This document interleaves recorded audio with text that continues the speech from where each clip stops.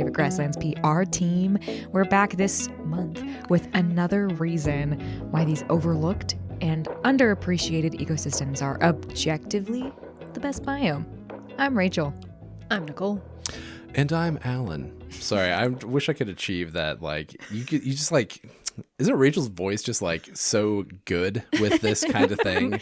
Yeah. It's just like, all right. I can't achieve that level of smoothness. What I can achieve for You're you. literally the only one that's been complimented on your voice. That's true. During the podcast, so. Well, that's not true because I just complimented Rachel, didn't I? Well, okay. You're the only one who's been Touché. complimented by a listener. Okay. Well, all right. I think I slowly turn into a gremlin over the course of every episode. A little bit. I think my voice, as we record, I think my voice gets like gravelier and weirder. That's okay. Anyway, what are you talking about today, Allan? We're going to be answering a question. See, it already happened. Oh my. Okay. No, we are going to be answering an important question in this episode. And a question that was posed to me by my employer. Wow. Which is you guys. Yes. You gave me an important topic to research. Yeah. That question that we are going to delve into regards a particular animal and whether or not it deserves, nay, Wow. whether or not it needs to be properly defined as a grasslands animal. I'm so excited. Because this is a, and we'll get into the, the merit of this animal and why do we want to recruit it to Team Grassland. Okay. So if it was a bad animal, we wouldn't want it? Yeah, precisely. Wow. No, Okay. Lame animals can go live in the woods. All right. Okay, great. Go to the ocean. How about? All right. We want the cool animals in grasslands. Yeah. Rachel, this animal you asked me to look into. Yeah. The question that was plaguing your mind is the porcupine a grasslands animal? Yeah. Can you tell me, Rachel, why the urgency to know this? Why now? I don't know that I would call it urgency. This was what about this question makes you awake in the middle of the night in a cold sweat? Yeah, I do that. Yeah. So I have encountered the North American porcupine in the wild. Mm-hmm. And Same. one of the noteworthy encounters that I had with one was during black-footed ferret surveys out in western Kansas, whereupon a couple of important things. I was surrounded by knowledgeable biologists. And number two, important thing, it was in the middle of like the shortgrass prairie. Yeah. Like very much a prairie environment, very sparse on trees, even compared to eastern Kansas. Oh, yeah. And so when we encountered this porcupine, a wildlife biologist made the offhand comment that, yeah, North American porcupines are a grassland animal. And that blew my little mind because they live in trees. In fact, we even found it on like one of the only trees around. It was just hanging out in a like 20-foot tall tree just in the middle of nowhere next to a bison corral. And it was like, why, how, what? I picture them in trees. I know that they like have little poop piles under trees. Like everything I know about porcupines involves trees. Yeah. So this has plagued me for longer than I care to admit. I don't know why I've never looked into it. Well, the good news for you is that I have looked into it. And the answer is complicated. Ooh. But I think there is a case to be made to support what this biologist is telling you. So we're going to look at the evidence for why is a porcupine definitely a tree monster, actually a grass lover. Okay? We're going to get into it. Let's see. So the question, though, is tricky to answer because North American porcupines are pretty inconsistent. Right. Okay, they are a wide-ranging animal. You can find them. They run everywhere from like central Mexico all the way up to Alaska. You can find them coast to coast. They are practically everywhere in North America except for the Southeast. Interesting. They're conspicuously absent from the American Southeast. But they have so that covers a wide range of latitudes, wide range of habitats, wide range of temperatures, you know. So obviously this animal is a little bit of a generalist, but that's not to say it doesn't have preferences that we can drill down into. Okay. So how does one really determine like which biome gets to officially lay claim to an animal? Because, you know, That's like, a good question, actually. you know, because this does matter, right? And this is how we, you know, this has implications. I want to say, 100%. you know, when we think of a biome, we think of its flagship animals. I mean, our banner is a great example of that. Don't see a porcupine on there yet, but maybe after this episode. And we talk about this a lot on the podcast too. Like even thinking back to one of our first episodes on Toko toucans, it was like, this primarily uses grasslands. Why do we think of it as a forest bird? Just because the grassland it lives in has trees as one of the, you know, characteristics of it. Yeah. Like, no, like the grasslands get to claim that, you know. Absolutely. This comes up so often in this podcast. Yeah. I think it is important, you know, it's also important to recognize grasslands. You know, there's a recurring theme that we have in this podcast, but to recognize the importance of grasslands within the broader mosaic of habitats that animals might exist in, because, you know, they may not necessarily be a grassland obligate species all the time, but they are definitely dependent on these open environments and the biodiversity that grasslands yield. So, you know, an important connection there. Yeah. Are you saying that animals don't just put themselves in categories and instead use a vast array of habitat types within a landscape? That is what I'm alleging here. Wow. Hot take. Hot take. I love it. We don't know if animals put themselves into categories. I mean, you know. We try to do it for them. Yes. We know that probably prairie dogs do put animals in categories. That has been studied. That's true. Yeah. They're like tall, not tall, green, Not green. not green. You know, they're working it out. They're building their system as we speak. But you're right. This is primarily a human concern, but humans being the ones who are, you know, destroying grasslands daily And in charge of the world. and in kinda. sort of in charge of the world for now. You know, this has implications for conservation and how we treat our planet. So, our porcupines, grasslanders. First of all, let's do a little background on the porcupine, this beautiful beast that we're hoping to draft into the best biome. Someone give me your your loveliest porcupine fact. What have you got? Nicole, I'm putting you on the spot. They're spiky. That's you know what? I dare say that is probably the The quills are hollow. the key porcupine fact that most people know. Yeah, they are spiky. If you get a quill in your body, Yes. it's better to snip off the end because it releases the pressure and you can pull it out. There you go. Fun fact. That Got is it. true. Wow. So the way that the barbs work on quills, because they are, first of all, have you ever been stabbed with a porcupine quill? I've stabbed myself with one. For science? For science. Or, okay. we did a video for it where I like just was throwing porcupine quills into myself like a dart. Okay, Coyote Peterson. Okay, hold on now. Yeah, that was. I'm not that crazy, but I was curious, you know. They're extremely sharp. Yeah. Okay, they pierce the skin with incredible ease. It's like, I mean, it is. It's like a little needle going in there. There's so much, you know, you can put so much pressure on the very sharp tip of that quill, it just slides right in.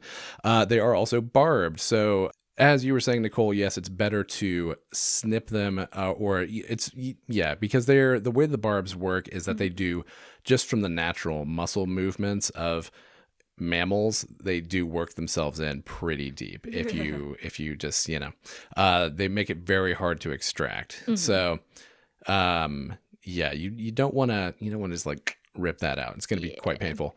Yes, I do just Rachel. want a quick clarification on whether that is from your personal experience or from reading. Them working their way in. Did you like feel them going? No, in there? I didn't. No, I didn't try to like. I didn't try to like go. Make it worse. I didn't try to go too deep with it because I'm not Coyote Peterson. I'm not like, hey, let's see what happens when I stick my thumb in the snapping turtle's mouth. You know. Quite painful. So obviously that's its key defense mechanism. What else is cool about them being hollow, like you said, they break away quite easily. They also help improve the buoyancy of the porcupine, making them a surprisingly good swimmer. Nice. That's really good. Yes, but that's the main thing. How many quills do you think a porcupine has? I Say have it. no idea. 200. God, More that's than that. so low. I don't Way know. higher than that. 30,000. God. I know. Yeah, that's a bunch. That's a And whole bunch. that's like proper quills, not like Yeah, dang. that's the actual pokies. Yeah. I know that they're in the butt and the tail primarily. Yeah, they kind of run along the midline of the back. The belly is almost completely exposed. It has just like fur and dark hair on the belly, so that is really like where they're vulnerable. Predators that do pursue porcupines will try to like flip them over and get at the belly. Fishers, which are like another like they're like porcupine are a huge part of their diet. They actually will like circle them and try to bite the nose, which is kind of what painted dogs do as well, right? Isn't that we talked about that because that's just obviously a very vulnerable spot for those animals. Bite the nose, try and like pin them down and then flip them over. Brutal. But porcupines can cause a lot of damage to their predators, obviously. For sure. Slap them in the face with that tail as soon as they can. The tail, like they'll raise their hackles like a lot of mammals do when they're alarmed. But in this case, it's like, oh no, it's spikes. And the spikes are like white. Like the quills are white against a dark background. So Yeah. it's like, ooh. Yeah, it is. It's a little bit of like like warning coloration. They'll do some like quill shaking too and things like that to just let them know like you don't want this smoke, buddy. And then but when predators do get the business end of the quills, they do dislodge very easily from the porcupine, remain in the predator, and it can be potentially fatal, like an encounter like that. If they get the quills can cause infection in a predator, and also if they like are trying to bite, ended up with quills in their mouth, that can lead to the predator eventually starving to death because they're just essentially unable to use their mouth functionally. Yeah. Oh, that's awful. It is. Yeah. So don't mess with porcupines, man. They don't shoot their quills, obviously, but I think we all knew that was a myth anyway. Yeah. I Well, don't know we where did. that started. I don't know. The audience might not know that actually. That's true. Yeah. No, I don't know where that's depicted or where that came Cartoons, I Yeah. think. There's a lot of Probably. weird stuff from cartoons that, from. Yeah. They can like their quills do come out, but they're not like, That'd be pew, pew, pew. terrifying. Yeah. That would be wild, yeah. You could just ejected quills at you like dart guns. They are like describing the way that they, whip you with their tail makes them seem like the mammal equivalent of a stegosaurus in modern days, which is kind of It really badass. does, yeah. Very I love cool. that. Yeah. Very cool. Rachel, do you have a favorite porcupine fact? All I know is that Kemosabe, the prehensile-tailed porcupine at Animal Wonders, Montana, makes Love you guys. Love you guys. Makes sounds that are very beaver-like, little complaining noises when it eats, and that's my favorite thing. It's not the North American porcupine. I like to think that they make similar noises, but they're gonna go. I was gonna play a sound clip of what it sounds like, but that was got it. precisely what North American porcupines sound like. Porcupines are extremely vocal animals, which you don't necessarily, we don't always think of rodents as being that way, but they definitely are. Obviously, prairie dogs have really complex communication. It plays a big role, vocal communication in porcupines as well. It happens a lot with like territorial defenses or mate defense. You'll have male porcupines like arguing with each other in a tree, and it does sound like It's ridiculous. Very adorable though. And aren't they the second largest rodent in North America? Yeah, right after third largest, like in the world, I believe, or in our side of in our hemisphere. Okay. There are old world porcupines as well. Okay, We're talking, but yeah. So you've got they're only slightly smaller than beavers. right. Yeah, It's a big rodent. Those it's are a big big rodent. teeth. It's a big, Yeah. big guy. Yeah. So the vocalizations play a huge role. Females, I think, also scream at males when they're ready to mate. Ooh. Nice. So there's a lot of fun noises happening. Yeah. Yes, Rachel. What does that sound like? It sounds like a squeaky door. Nice. Oh. Ooh.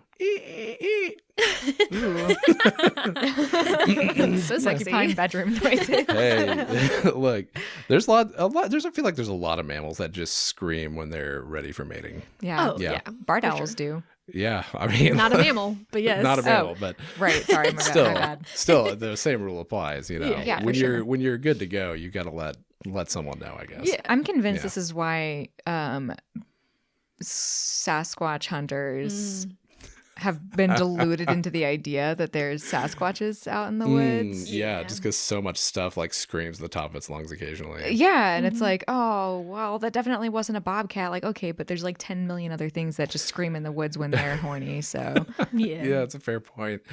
Oh, anyway, that's just a little soapbox of mine. no. I saw you trying to hold yourself back, and you're like, nah, I gotta say it. I gotta You say gotta it. say it.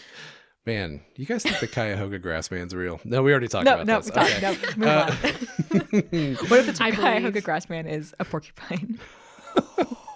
Ooh, I like that better than the baboon theory. That would be more isn't fun. a porcupine kind of like, I don't know, a walking haystack, if you think about it? Oh, yeah, that's true. Not that that's what Amazing. the Cuyahoga grassman looks like, but Yeah. Outstanding. Okay. These are both wonderful porcupine facts. Thank you both for your submissions. One of my favorite fun facts about the porcupine, just to get it off the top here. Thank you. I like the words, okay, being associated with the porcupine. Yeah. yeah. Porcupine itself means like thorn pig or spine pig in Latin. They do have little pig noses. Yeah, they're very cute. It's a really cute name. I also like that the scientific name, okay, for the North American porcupine with his Erethizon. Hang on. Sounds like Elvish. It does, yeah. Erethizon dorsata. Okay.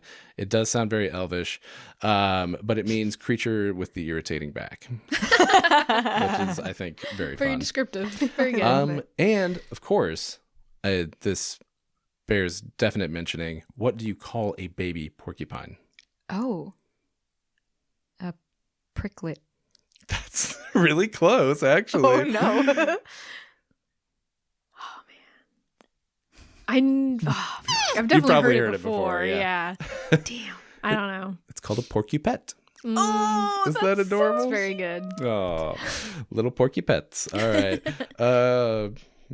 Excellent. Porcupine French? Like, what does that come from? What? Porcupine does sound like maybe like a French version of the Latin because it's like Yeah. like porc épin, maybe. Porcupine. Porcupette. That came out very Italian. I don't know. Porcupette. Sorry. Okay. All right. So now that we have a little background on our porcupine friends, let's talk about how do we diagnose their grasslandiness. Oh, right. Yeah. Right. That's the crux of this episode. So there's a couple avenues of investigation we can take to look at this. First of all, we can look at other porcupines, right? We're going to look at the broader porcupine situation and see, is grassland behavior common among these animals? Okay. Okay. We are also going to look at the fossil record. Okay, where did porcupines evolve? What sorts of habitats are they? Where did they develop? Okay. we are going to also look about Rachel's losing her mind. I have no idea where porcupines come from. This is great. We're also going to look at what do their adaptations suggest about them in terms of what are they best suited, what environments are they best suited to exploit, and what does their behavior tell us. So I really want them to be grassland animals, but I'm also I think it'd be really funny if at the end Allan was just like, nope, you guys are stupid. The answer was no. No. It's all worth having an episode about. Though. I mean, honestly, like genuinely. Yes. No, it's worth talking about. Yeah. Diagnostic criteria of whether we can recruit it into the best biome. This is important. This is important PR work that we're doing. Yeah, absolutely. For the for the grasslands. It's like, ooh, this is just a good animal. It's a solid pick. We want to make sure it's on our team. Yeah. Okay. Yeah, absolutely. Okay. So to begin, let's talk about what are other porcupines doing. Okay. So as I mentioned a bit ago, there are two sort of clades of porcupines. You've got your old world, you've got your new world. Obviously, we are in the new world. It's brand new over here. So new. So new. And we're going to be looking at the new world porcupines. There are 17 total species. In the New World? In the new world. I had no idea. I also had no idea. I was thinking just like always 4, maybe. I feel so strange. Every time I say new world, I feel like I need to be like, new world. Yeah, it's a lot. It's Brand very new place I never knew. Exactly. Yeah. It just feels, I don't know, it feels like very imperial to say it. Yeah, So imperial. it's a lot. Wait, are they okay? Sorry, you're probably gonna get to this, but I'm like bursting at the seams. Are old world and new world porcupines even related to each other? We will get to that. I promise we'll get to that. This is so fun. What a fun episode. Okay. So New World porcupines, 17 total species. They fall into 3 genera. So you have Catomus, which is a single species genus containing a very rare, very cryptic porcupine known as the bristle-spined rat. Ooh. Of eastern Brazil. They and really most, not all, but most New World porcupines have a much different pelage than the North American porcupines, right? They tend to have a much shorter, much like smaller quills, much more bristly appearance. Almost kind of hedgehog-like, except it's like full body hedgehog, not just like the back and you've got like a whole, but it's like, it's a little bit everywhere. They look like a much bristlier, because, like hedgehogs have like kind of bare legs. Yeah. Yeah. But these porcupines, they like, it goes like, their quills will extend into the face. Like really the only unquilled part of their face will be their snout. Oh, I see. Okay. And like it will extend down to almost to their like wrist bones. Like so there's just a much like broader quill coverage, I think, but the quills themselves are a bit hedgehog like. Sure. Okay, I see. Yeah, just to give you like a visual. But still barbed. Still barbed, yeah. Like they're still cool. Yeah. Okay, and there are some other like long-haired porcupines that are like New World porcupines, but a lot of them have a very different texture to their coat. So that is the bristle-spined rat is in its own genera because it's just like it's its own thing. It's a little bit of a strange dude.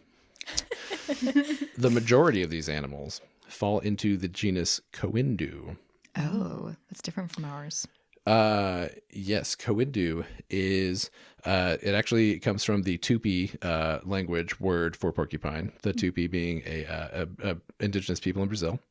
And that genus comprises 15 of the 17 species. Wow. Yeah. These are the prehensile-tailed porcupines.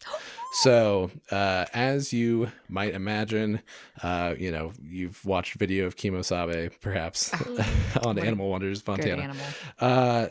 And these prehensile-tailed porcupines are primarily arboreal, as one would expect. That what is the function of a prehensile tail if not to aid in stability when climbing, etc. Right?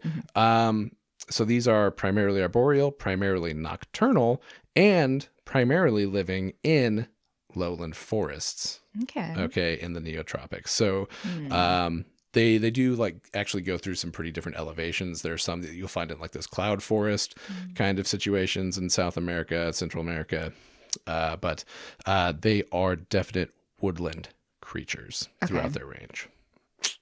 So, for those keeping score, 16 out of 17 New World porcupines, definitely not grassland creatures. Okay. And you're like, they're definitely not, actually living in orchard-like savannas. No, they're in pretty like humid, dense, humid forests. They rarely spend time on the ground. Cool. They prefer to be. Well, I mean, look, there's some wild stuff in those forests, so you gotta get off the ground. You know what I mean? Oh yeah. Really, you got to get out of the trees too. You gotta get out of there. Just leave yourself. If you're a little, in a tree. if you're just a little guy, you're in. Yep. But that's the circle of life. Are the little bristle rats? Hang on, I forgot what they were called. The bristle rats. Yes. Are they? They're also arboreal. Yes. Do they have prehensile tails? They don't have a true prehensile tail now. What is their tail like? Well, I'm picturing like a hedgehog just climbing trees, and it looks very stupid. Oh yeah. Okay. Let me give you a visual then. One moment, please. Nicole, you have to describe it for the listeners because we're in an audio medium. You're the one that wanted to see it. Well, yeah, but you have to describe it's good. It's important. Okay. I just want to hear what you say. Okay, we're not going to let Rachel see it. No, this I'm is going to describe it for Rachel too. Okay. God, this is adorable. What a creature. Okay, this is what we're talking about. Oh my God. So they're very round. But you can see what I'm saying when I'm saying like it does have that like hedgehoggy kind of coat texture, but it is like all the way around, like all around its limbs, around its whole head. So is its belly still soft? I would imagine that it would still have an exposed belly, but I'm not 100% sure on that. Yeah, it does seem like it'd be hard to have like babies suckling if. Here's a belly shot. Yeah. It actually does look pretty stabby. They look like. Wait, let me see its face again. I'm getting a vision. They. Oh my God, what was it? She'll come back to the mic when she's ready. Yeah. Oh my God, they don't look like they don't have hedgehog faces. They have like sloth faces. They look like prickly sloths. A little bit, yeah. They do, and they also have the really long claws. Yeah, it is giving a little bit of a slothy vibe. And their arms are kind of long. Yeah. Super long. Muppety. Yeah. A little bit. These are goofy little dudes. Interesting. Oh, they might actually have. They have. It looks like more of a. Yeah, so they don't have a true prehensile tail. They almost have like a bear. To answer your question, they have like almost like a bear, like a possum tail, which is kind of unexpected. Yeah. What on earth is this weird possum sloth porcupine? Because the prehensile tailed porcupines do have spines running down, like at least the dorsal surface, the top side of their tail. Yeah. So that is interesting. Weird. That's so. That makes sense why they call it a bristle rat, and they're like, this isn't this is not a porcupine. This is a freaking rat. Right. Yeah. Okay. Fun. Very fun. Thank you, Allan. You're welcome. Okay. So fun. This is nice to talk about critters. Okay, let me get back to my notes. Porcupine. Porcupine. Porcupine for porcupine. Okay, so that's 16 of your 17 New World porcupines. Again, certainly not grasslands animals. Really well adapted to life in the trees. Great climbers. Similar diets to other porcupines, but they don't spend a lot of time on the ground. Similar diets meaning like tree bark. They will eat tree bark, shoots, leaves, fruits, bugs.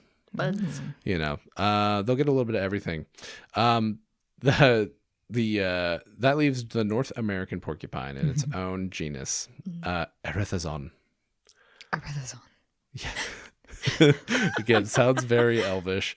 But Erethizon is the one genus there. And they are also the only species found north of the southern part of Mexico. So they got like all North America to themselves with no other porcupine. Sick. Yes. And they are considerably different. So they are arguably primarily, or they split their time between ground dwelling and grassland dwelling. They're highly seasonal with their habitat use. There's a lot of different things about this porcupine. Okay, it's but we'll talk about adaptations in a minute. Okay. Just for clarity, you said they split time between ground dwelling and grassland dwelling. Did you mean Tree dwelling? Yeah. Yes. Let me re-say that. They split their time between tree dwelling and ground dwelling, and they have a lot of other weird little adaptations that we'll talk about in a moment. But yeah, they are not. I would not say that they are an obligate, like, arboreal species. Sure. Okay. So let's talk about what the fossil record has to say about all this. Oh, baby. So where did porcupines come from? Why do we have porcupines in the first place? Actually, they came over, it is believed, drifted over from Africa with their ancestors, rather. Right. Not porcupines themselves. Sure. It's important to note. But the ancestral common ancestor of porcupines would have drifted over a caviomorph rodent, right, of which we see many in South America. That would include what, Nicole? Cavies? Yeah. Capybaras and all that stuff. Pigs. Yeah, all those good things. So they would have sort of drifted over along with, I don't know if they were on the same boat, but that's how also New World monkeys made their way over. And scientists believe that this would have happened around 41 million years ago, when Africa and South America were a lot closer than they are today. Sure. Okay. Is this on account of their buoyancy? I think it's how are all these animals drifting? What was happening? Look, it happens. Okay, I don't know what to tell you, but it happens. I mean, it's like how did iguanas make it to the Galapagos? They just like floated out there. I don't know what to tell you, dude. But like those guys are like ocean dwelling. Like they hunt now and feed in the ocean. No, like they're absolutely not though. Like Galapagos iguanas are the only marine iguana, so it's like they just floated out there and they're like, well, I guess I live in the sea now. So, Is that how evolution works? Yeah, I think so. I'm just on this island. I guess I just have to make this work. Oh, yeah. So they would have headed over there 41 million years ago. The common ancestor of New World porcupines comes in around 10 million years ago. And that's where it splits into these all the extant genera that we have today come back to that common ancestor around 10 million years ago. Okay. North American porcupines first would have arose 2.5 to 3 million years ago. So pretty recent. They would have made it up here thanks to the Great American Interchange, which was an event, sort of biogeographic event where the Panama finally sort of connected, like the isthmus of Panama sort of connected, and things were like, oh, hey, we can go there now. And things started migrating northwards. That's where we also ended up with armadillos and opossums. And terror birds. And terror birds. Briefly. Lots of fun things started moving back and forth across the two continents there. And yeah, so that's how North American porcupines made it up here. Now, Rachel, your earlier question. Hang on, sorry, we're losing our minds. Rachel was making some wild faces, and it just... I like that you guys are excited about this. Like everything that I want to know. It's like perfectly tailored to things that I am interested in. This is the best. Okay, I'm glad. I'm really happy. Okay. Yeah. Dear listener, if you want to watch Rachel lose her mind, this will be available on YouTube. So. Oh, God, I forgot about that. That's fine. Share your joy with the world, Rachel. Yep. I forgot that I was in public. Okay. Yes. So you asked, are they even related to Old World porcupines? And they really aren't. Okay. New World porcupines are a lot more closely related to things like capybaras than they are to their Old World cousins. Rachel's about to spill her coffee. It's almost empty too, so that's kind of impressive. And the quills, quills and their entire like morphology is entirely the result of convergent evolution. Freaking knew it. Old World porcupines, New World porcupines ended up as spiky little rat pigs on their own. Okay. Amazing. Yeah, totally separate from each other. But this is worth talking about because Old World porcupines very different than New World porcupines. Okay. They are not arboreal at all. Okay. They'll exploit trees and stuff, but they're like primarily ground dwelling animals. They're actually like fossorial. Okay, so they will dig burrows and stuff. A good example would be like an Indian crested porcupine, which you've probably seen. Like they're a very porcupine-y porcupine. Yeah. Like, a huge bed of quills, gorgeous, like really like high backed, sharp looking thing. But they're like a good sort of example of what New World porcupines are like. And I feel like they share a lot morphologically and behaviorally with North American porcupines. Yeah. More so than, North American porcupines necessarily do with some of their South American cousins. Mm-hmm. That's my opinion, like observing these animals. Okay. Yes.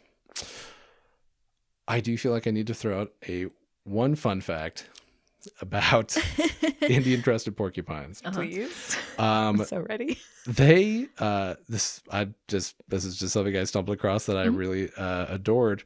They mate almost nightly. Just forever? Yeah, just consistently. Like they mate nightly, and it's just to strengthen the pair bond. They're a monogamous mammal. Yeah. And so that is like very unusual behavior in the mammal world. Yeah. Really in the animal world in general. And they just can't get enough of each other. Oh. Wow. Yeah, it's just good. Just thought that was nice. Way to go, Indian crested porcupines. Oh. They also inhabit a very different range of habitats, right? Like our North American porcupine does. You find them in like a lot of like kind of arid, almost xeric environments sometimes. Okay. So, Western Kansas. Ooh, yeah, right. Like these are porcupines that you'll find in Central Asia, the Middle East, like, all sorts of environments that you don't typically associate with like the jungle, right? Like you'd have it in South America. Okay. So that's just a note. It's logged in there. Start date, whatever. In terms of the North American fossil record of porcupines, okay, there were a few other species of North American porcupine at one point. I think there was like 4 or 5 others that have been identified. There's only one extant today. The fossils of the North American porcupine. And I will read this exact quote from the University of Texas, El Paso. Although generally thought of as a woodland and forest creature, there are a number of records from creosote bush desert. In most literature, until very recently, we'll cut that part of the quote out, but this is actually not important. But the key thing there is that most of what they're finding in terms of actual fossils of these animals are in desert environments, not necessarily deep, thick woodlands. Like a historic desert? Not just like modern desert. Yeah. Okay. Now, in terms of on the Great Plains themselves, they have found a number of like fossils from the Pleistocene of porcupines. Now, of course, in that time period, there was some like coniferous forest on the Great Plains. Like that was, there's also a massive ice sheet from time to time, but coniferous forest, But you also had a lot of like parkland type environments, right? Mm-hmm. So you get like a lot of this interface between, like trees, like thick forest environments and open environments, which would have been a lot more common during that phase of geologic time. And so like it's not as closed of an environment as you would think, right? So yes. Very savanna-like. Very savanna-like. Or literally savanna. Yeah, Yeah. absolutely. Okay. So some encouraging evidence there. Yeah. That's the time period when we had like camels and tons of, Oh yeah. very savanna-like animals living Yes, and roaming. indeed. Giraffe-shaped camels. Good horses. stuff. Yeah. What a time to be alive.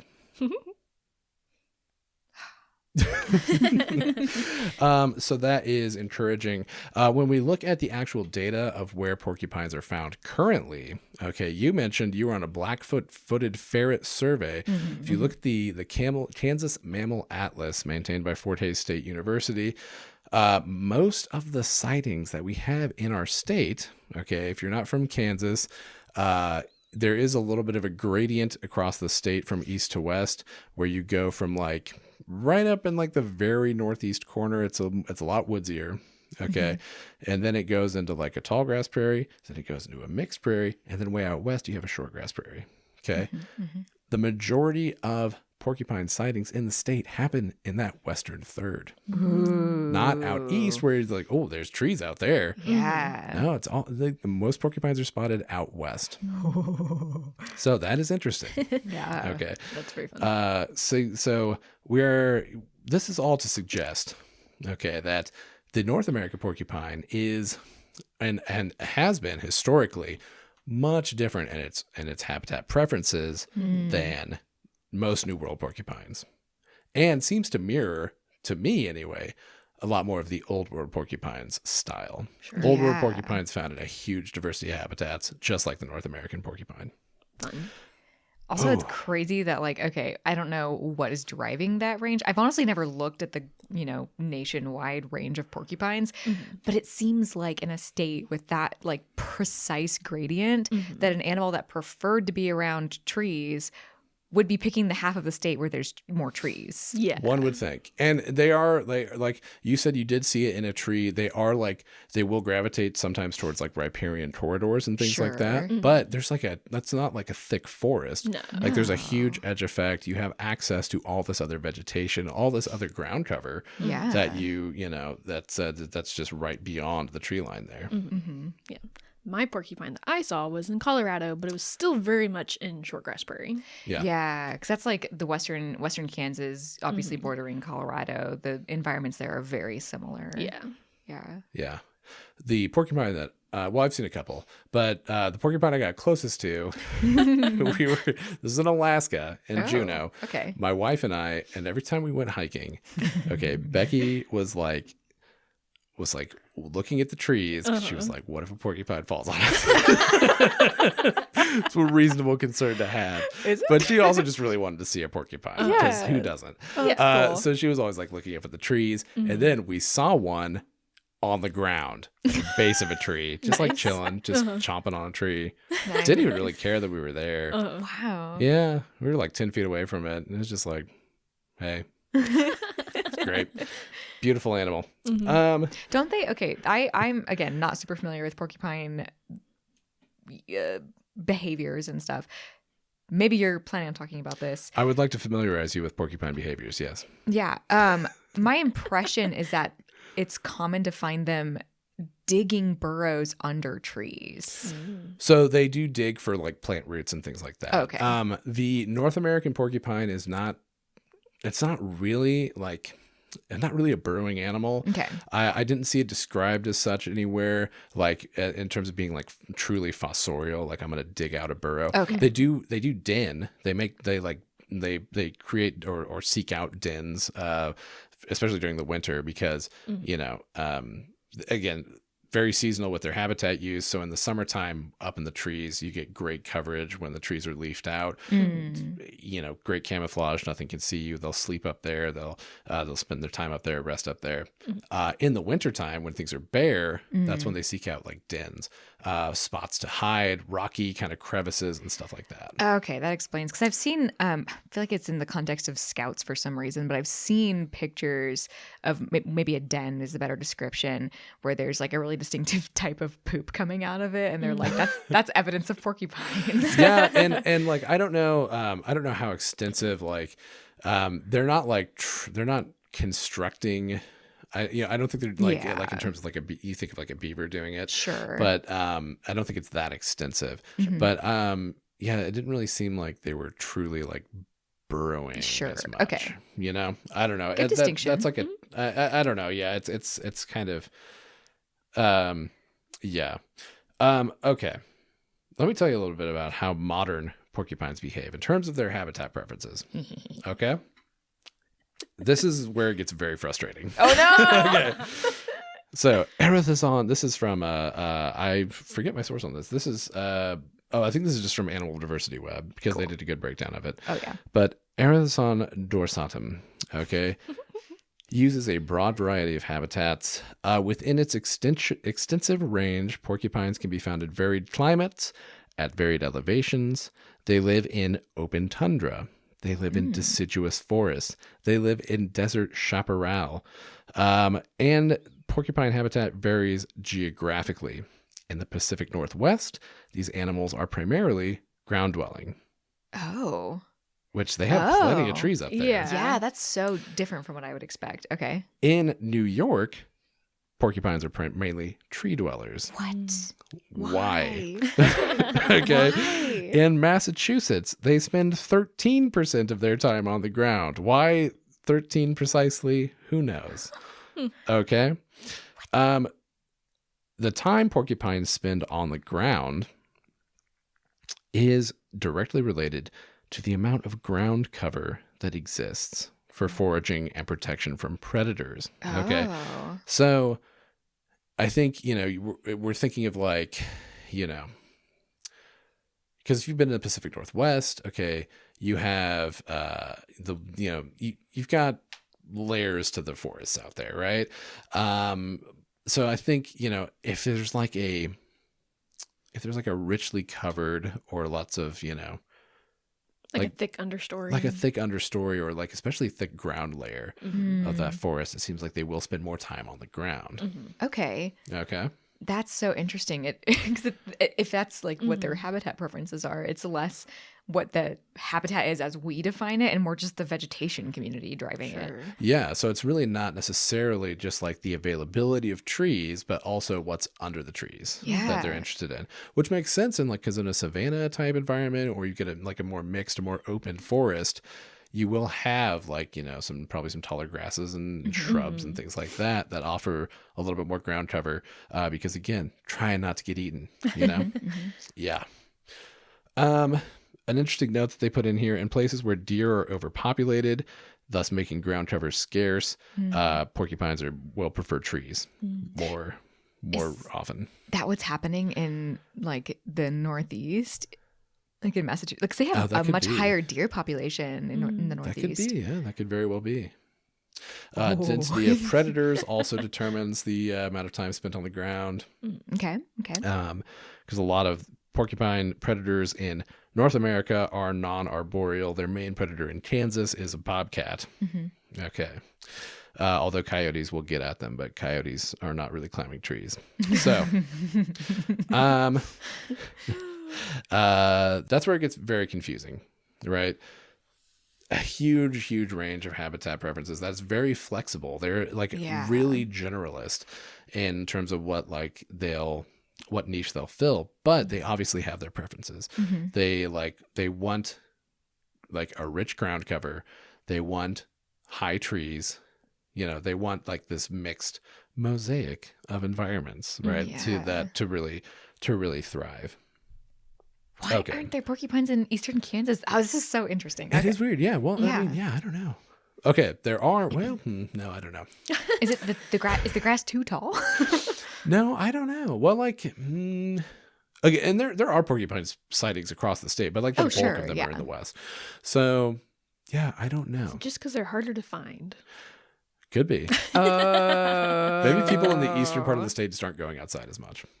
Yeah, or they can't see beyond the big blue stem to find the little porcupine. That's a good point. Yeah, they're less around. conspicuous if there's better cover. Yeah. Ooh. Or consider this. What if porcupines just like being around like fellow spiky things and they prefer being around all the cacti and the shortgrass prairie? And spiky yuccas and stuff. Spiky thing solidarity. Yeah. What a cute idea. Very scientifically grounded. Yes. Okay, so there's we have a tremendous number of records from a huge number of habitats, a huge range of habitats for this animal. So its behavior is so variable, it's tough to pin down. That's why I think to really get the answer to this, you have to look at their adaptations. Okay, because this is where I think the smoking gun is. Okay. All right. So you look at morphological adaptations of a porcupine. No prehensile tail of the North American porcupine. Right. Their claws are very multi-purpose, good for digging. Okay, terrestrial stuff. Good for stripping trees of their bark. Got to eat that bark in the winter, right? No good stuff anymore.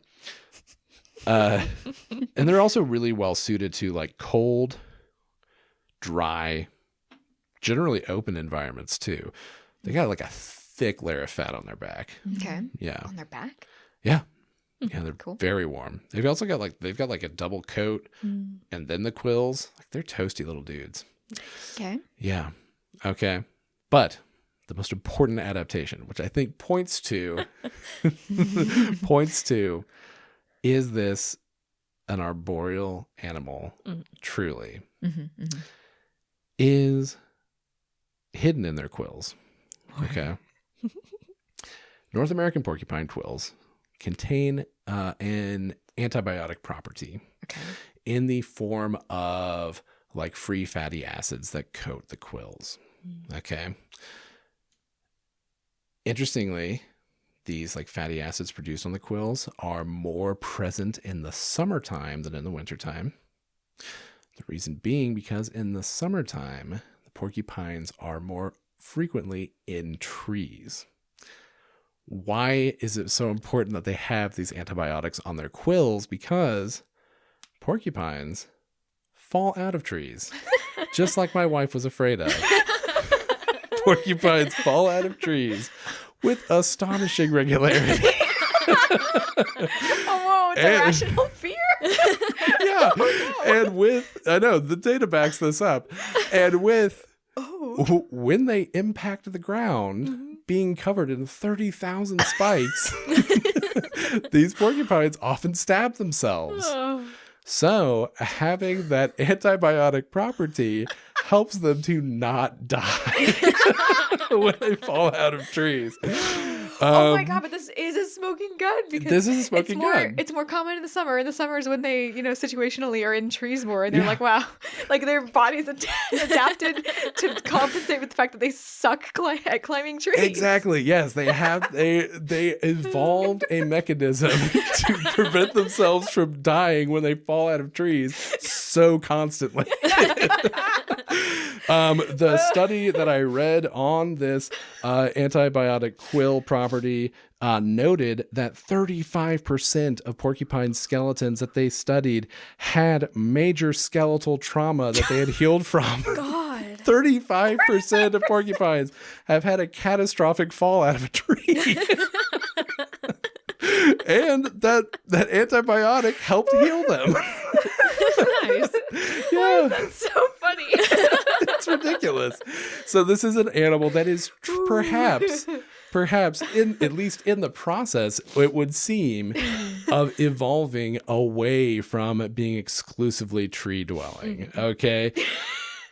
that is what reads to me as like, okay, that's the key here. This is an animal like, they have all these similarities with old world porcupines. It seems like that is the niche that they are filling eventually of being a large ground dwelling rodent. Okay. But they're just sort of like in this evolutionary process of making that happen, as what I feel like, So Yeah. I think, So good. I think it is, in conclusion, fair to call a porcupine a grasslands animal. I think they do, they absolutely use grassland habitats. They're absolutely in the Great Plains. I think we can safely recruit this beautiful beast, this clumsy, beautiful beast, to our team in the grasslands. And 10 million years from now, okay, when we are in our 10 millionth and third season of the Best Biome. Did we achieve immortality? I like to think we'll upload our consciousness to something. Oh, okay. You. Oh, and we'll still It be just sounds hanging like- out. We'll still be hanging out. That's so positive. I was thinking, Yeah. wow, we're being exploited to continue creating content. Like, no, that's much better. We're still We'll have friends. like robot exoskeletons for sure. Oh, Nice. Okay, cool. But 10 million years from now, I think it would not be a surprise to see that the North American porcupine has, in fact, or whatever species it becomes, Sure, yeah. has become more of a grasslands, a more open habitat specialist. I hope they're the size of ground sloths and they're actively taking out trees to create more grasslands. Let's go. Incredible. Yes. But then it fell out of a tree. Well, it doesn't need them anymore. No. It's just chopping them down and It eating the waits whole thing. to get revenge on trees for its ancestors. Yeah. Why am I picturing it doing like a wrestling move to just take a tree out? Oh my God. Okay. Yes, I support that hypothesis. Amazing. God, that's like this is the best episode we've had all season. Okay, so I guess that's my answer to your question. Okay. Sold. Yeah. So I mean, really, it's you've got a such a strange flexible generalist animal in a North American porcupine. So there's absolutely no reason to not call it a grasslands animal. You've got the fossil evidence on your side. You've got the morphological evidence on your side. I think it all makes sense. Behavioral, it's all there. It's all there for me. I think the case can be made. I love it. Yeah. I'm going to call the case closed. Closed. Thank you, Allan, for this thorough debunking of the myth of porcupines being an arboreal animal. Welcome to the Best Biome, North American porcupine. Yeah. Yay! Fantastic. Oh, God, that was so good. I'm so happy. You want to take us home? Take us home. I don't know what the outro is right now. Thank you again for listening to The Best Biome, produced by Grassland Groupies, nonprofit based here in Wichita, Kansas. Dedicated to the conservation and enlightenment of grasslands and grasslands. People topic. What? Hang on. No. Yep. Because And grasslands check can't out be the enlightened. show notes for... You almost stuck the landing. Ooh. We're going to have links to all of Allan's references in the notes. social media. Reach out to us. Send us fan mail, hate mail, suggestions, all that good stuff. And we'll catch you next month. What animal should we recruit next? Sharks? Great. Send it our way. We'll make the case. We'll see who does what in happens. fact live in a grassland. They used to live in Kansas. Hey. Sharks. Yeah. Yeah. Oh, yeah. That doesn't mean they lived in a grassland. Well, I know, but They're the fossil ghosts. evidence is there. Look, we'll look into it. That's a good point. The fossil evidence, Allan. Oh my gosh. Okay. Bye. Bye. I want to say, Yeah. when I edited the Pronghorn episode, Yeah. I had to cut a loop of our outro music. Our outro gets a little wild It gets sometimes. longer and longer. Yeah. So I had to cut like a loop to keep it looping throughout, Yeah. just so we'd have enough outro music to cover us. Yeah. Because it was like 2 minutes. Anyway, God. all right. This one shouldn't be so bad to edit, though. Yeah. Woo.